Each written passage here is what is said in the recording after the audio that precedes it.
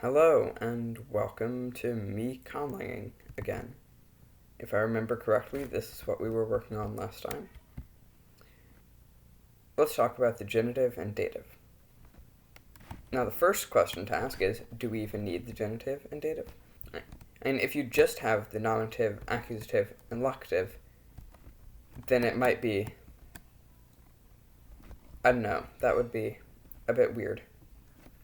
Because there is a hierarchy saying if we have a certain case, then we're going to have all of the ones above it. These are actually listed in the hierarchy. And if we have a locative, then the likelihood is that we do have a dative and genitive also. But depending on how our ditransitives are going to work, we may not need a dative. So, we'll see about that.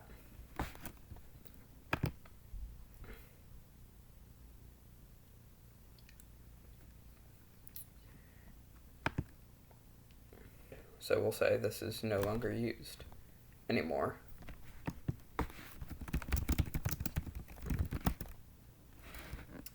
So then a new word would evolve to replace it. It might come from something like all the people, maybe. And person is a useful word to have in general, so it'll probably be fairly short.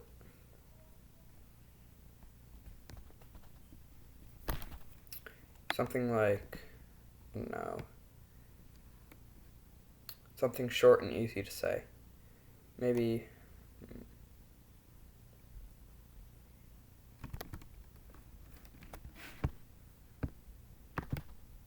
wait, I can just do this.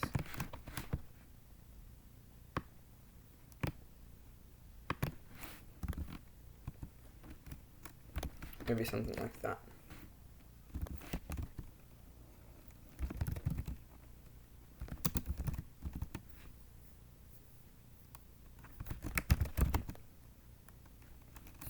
Again, I'm going to elaborate on these definitions sometime soon.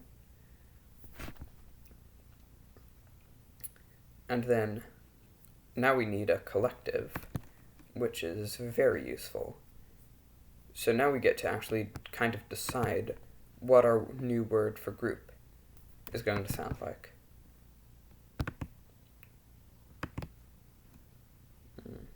Let's color this a pale red to say that it's not used anymore. Or we probably don't need the whole thing.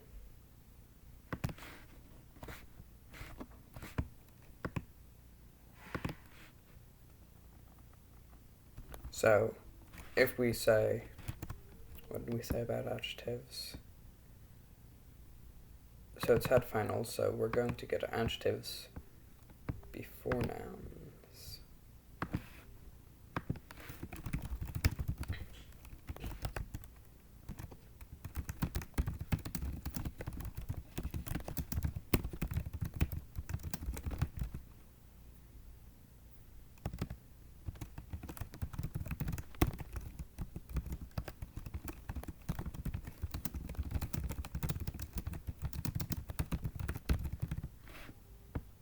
So if we say they can come from nouns, what sort of noun do we have that might give us our word for all? No, it might just be that it's way too old to tell. But I don't like to settle for that, so. So maybe it comes from a reduplicated form of this word, which can also mean many. So then you have, this would probably be unprotected too, so you'd have something like iwi.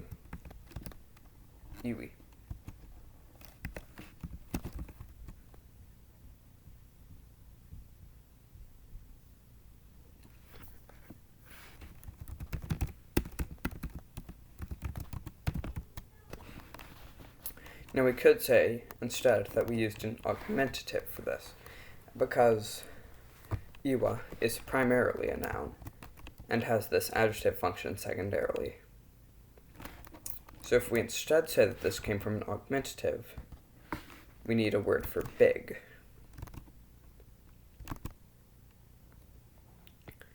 Maybe something like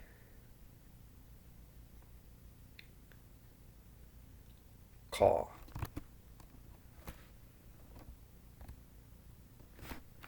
I don't know, that kind of conveys size to me.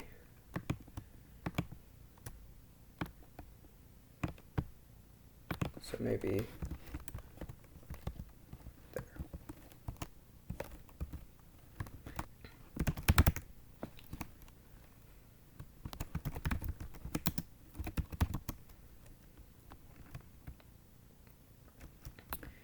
And then this would likely be a prefix.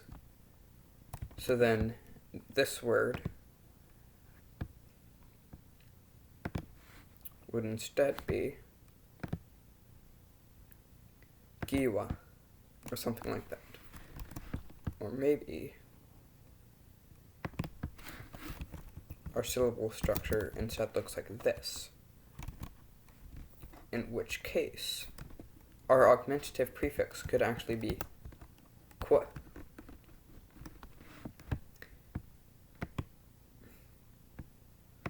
And in that case, we would get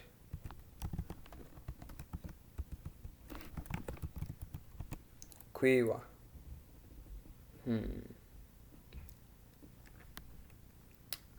I'm not sure if I like that. We can probably justify it being reduced over time. So, in that case,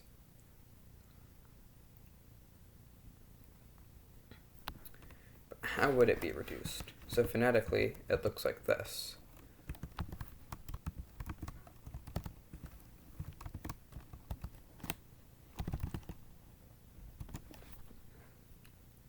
So it would probably become something like maybe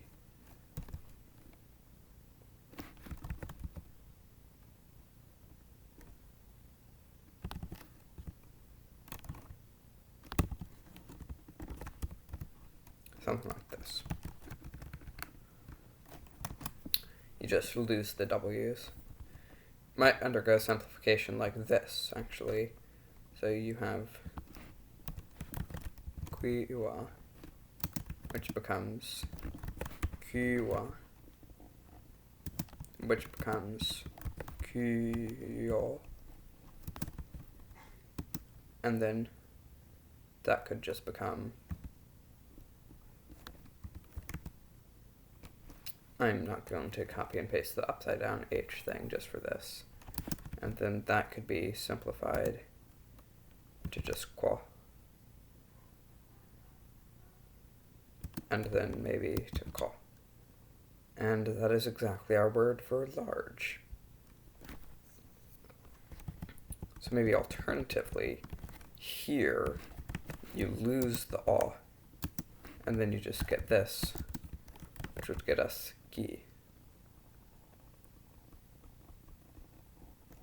Maybe it becomes ku, something like that. I actually like that, so I'm going to do that. If you have a problem with that, though, I mean, for all I know, that might be completely weird.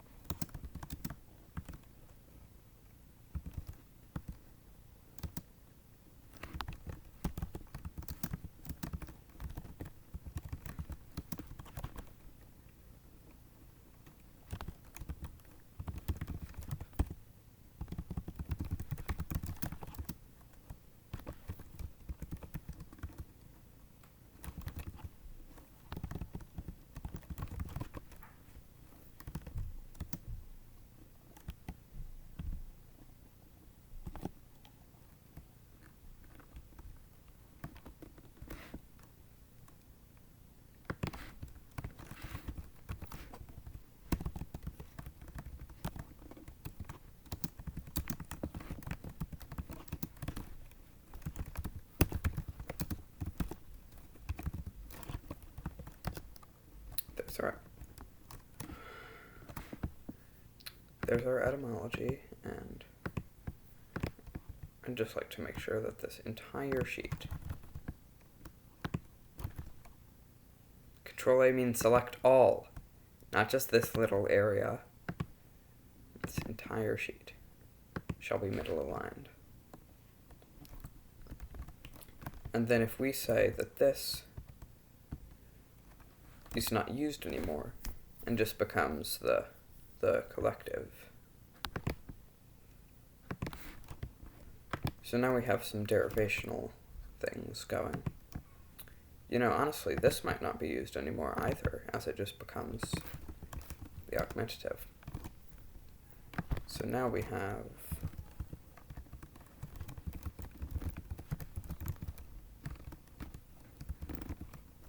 we're going to say it's qu most of the time, but becomes ko if it has to have a vowel in it. Like if you have a word like,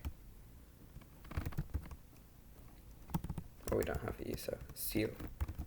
Then a word like kwasil would be forbidden, so it would be kwasil. There. So this is our augmentative. We can elaborate further later. But what would this become? I'm tempted to say it's something like this.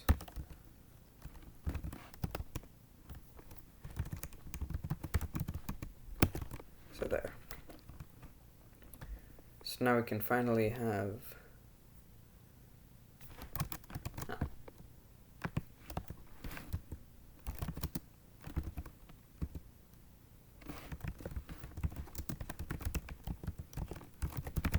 it's large or big.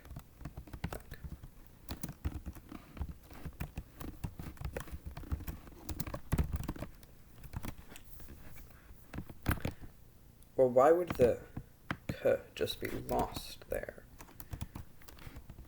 I don't like having a distinction between qu and ku. I'm not sure having two separate affixes, being ku and ku, makes too much sense, so maybe we should rework the etymology. Maybe this becomes ki.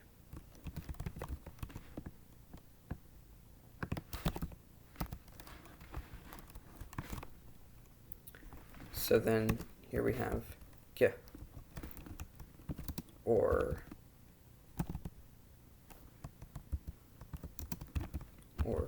ki.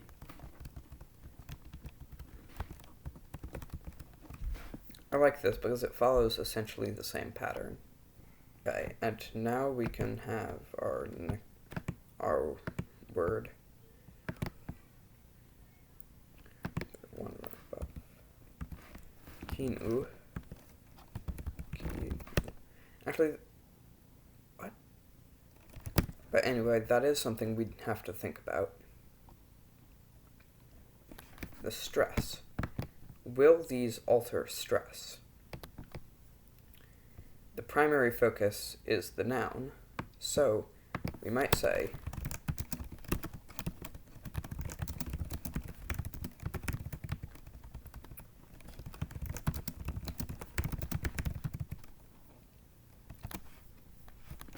but in this case, the stress would be irregular, and how would we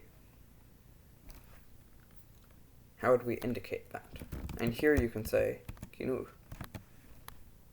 But if it were added to a word, like let's say it was nu, having two diacritics on one, like it would look something like this, maybe. That above something? Like in Mandarin, you get this. And in the Pinyin romanization, that is. And I mean, nothing against Mandarin. Pinyin looks awesome, but I mean, seriously, couldn't you have just used Y or something? Then you get Y with a macron, which is the coolest character of all time. And if you want to use Y for yeah, then just use a J for ya, and use, I don't know, DJ for whatever J represents. But hey, I didn't make Pinyin. I'm not the one who decided to use Q to mean an alveolo-palatal affricate. All that aside, though, maybe we just shouldn't mark the stress. Unless we get a word that actually is Kinu. We will cross that bridge when we come to it.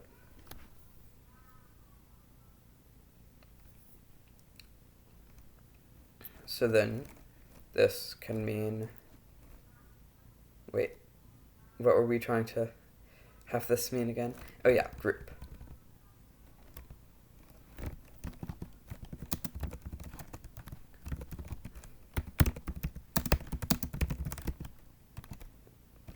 Now we have to write the etymology.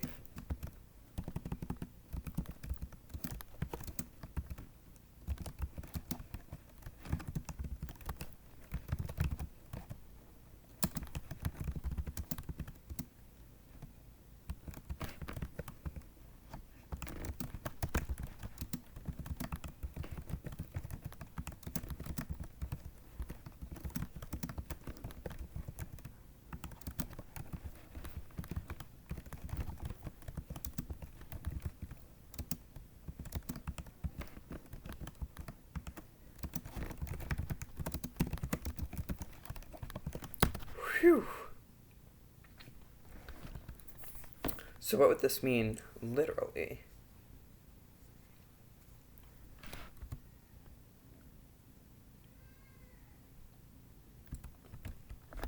So our collective means big many, or maybe a great many.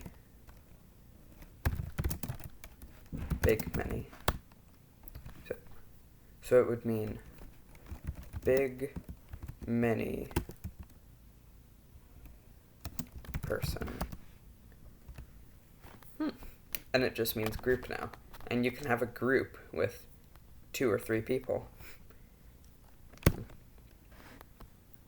I mean, but that's not as extreme as this in colloquial French, which means on the day of this day.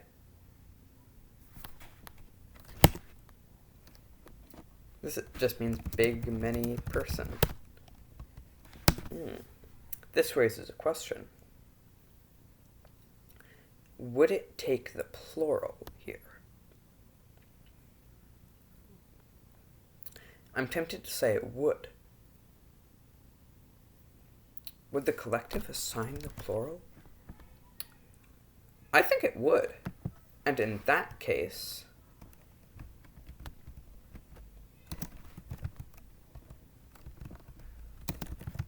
it's a circumfix.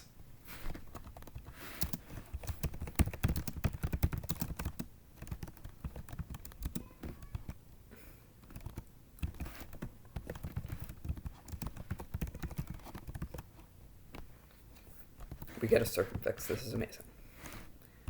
So it should be quinoa. Quinoa.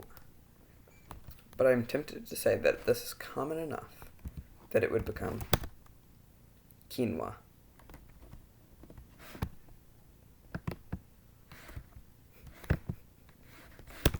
Quinoa.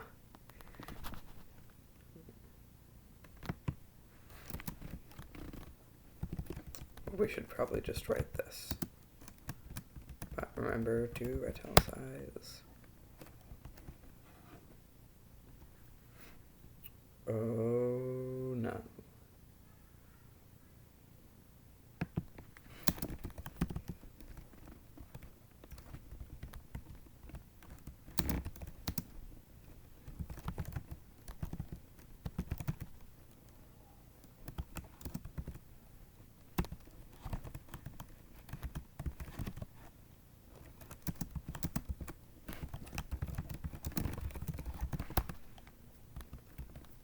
So, Yua shows up at least twice in this etymology. So this would mean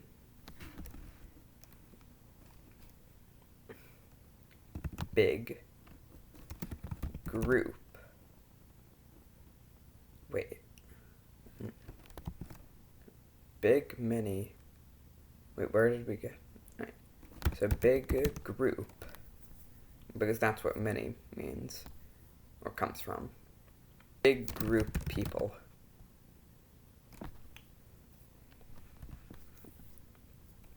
Which would be ko iwa nu.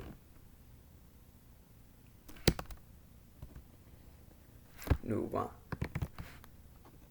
Wait, no, it's big group people group.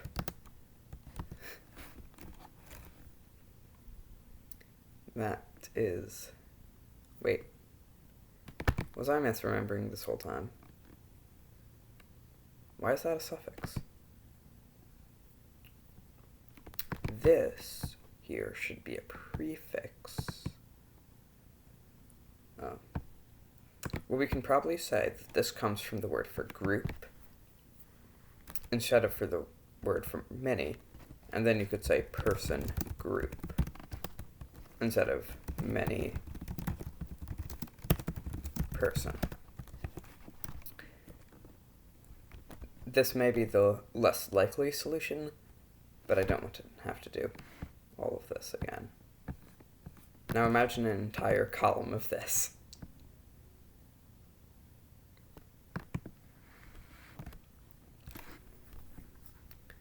Alright, now cases.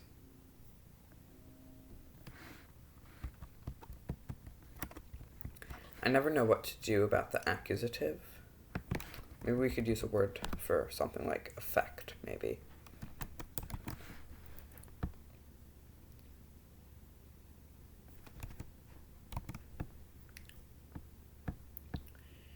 So then, since it's SOV, it would be X does something, effect Y.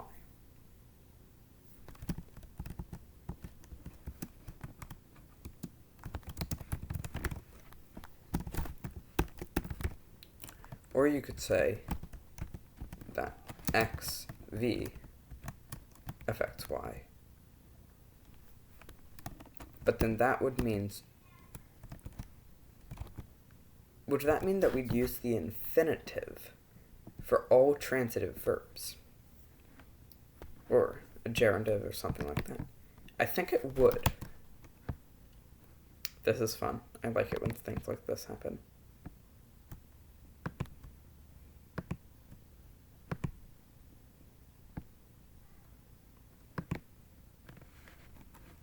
Cleanse these of their formatting. Oh yeah, we needed to do this still.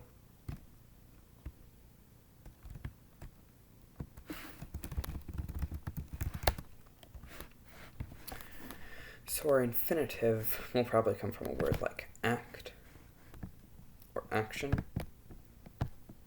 I want this to be early in the alphabet because, I mean, it is looking kind of lonely up there. Maybe we can say it's ba. I don't like labial sounds. I really don't.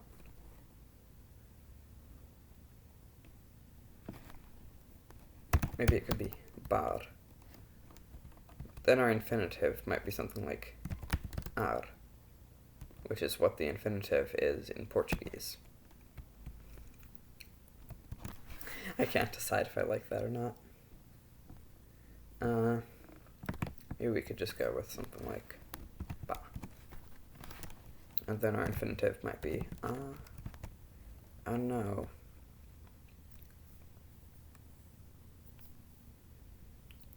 Maybe bomb.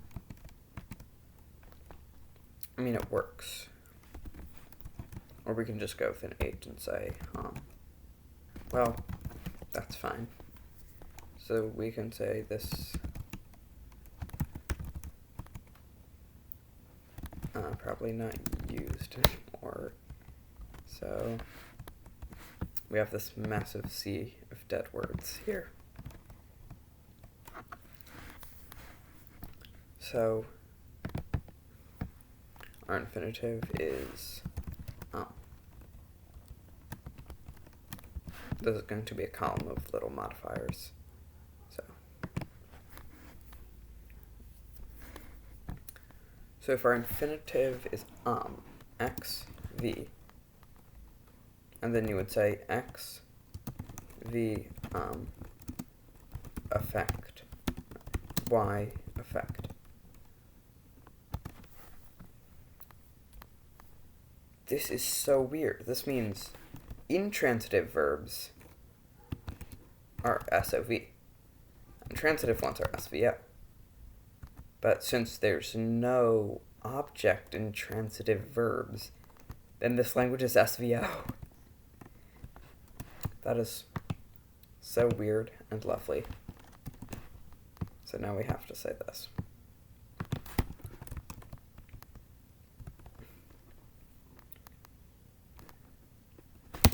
This is due to the fact that transitive verbs originated from the construction S, V, inf.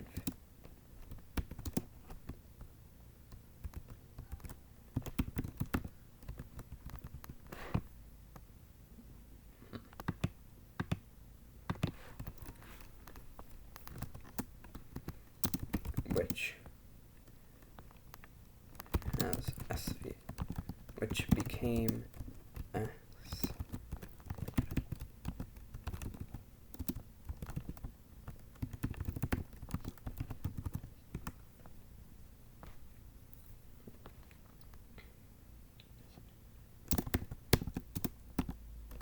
So then this old infinitive, I need a new column here, I predict.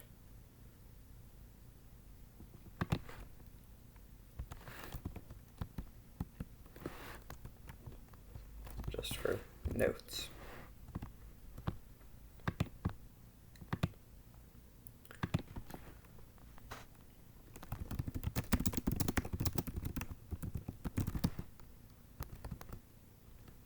So then this is our transitive marker. But we probably don't need to put it here. So we can just go over here and write transitivity. All transitive verbs take the affix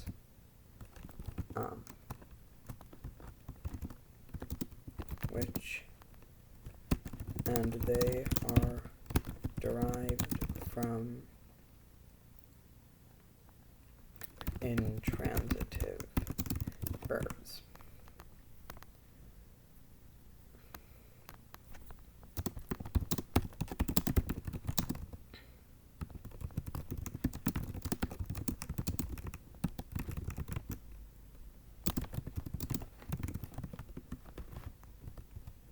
This vowel is probably optional, so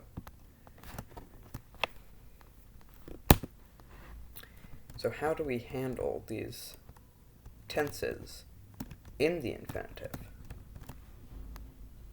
And what's our accusative?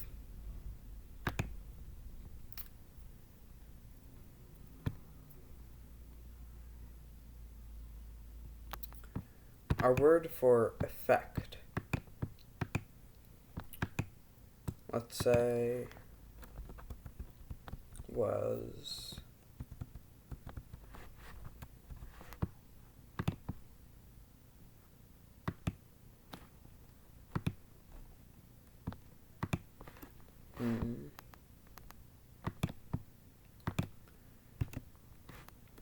of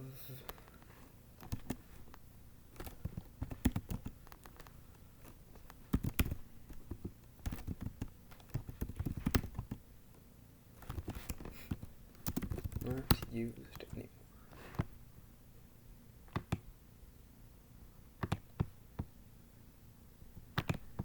So then our accusative is here. Now what do we do about the plural? We probably got the plural before our accusative was marked. So then be wav. But what if it wasn't? Maybe we could get away with it being oov. I do like that. And we can't make this vowel optional.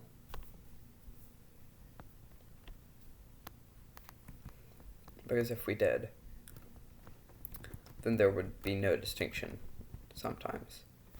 Or we could say that these both overwrite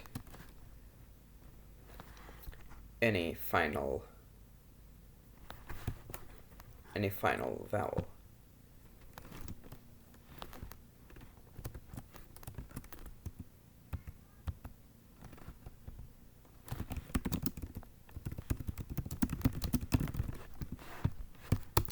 A notes column. I love having these. So now,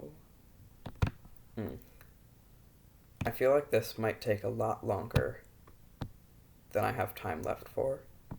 So, I will be ending this episode here with these dangling questions. What will we do about the verb system? How will we mark tense and aspect on transitive verbs? Join me next time, where I will finally do verbs. Maybe.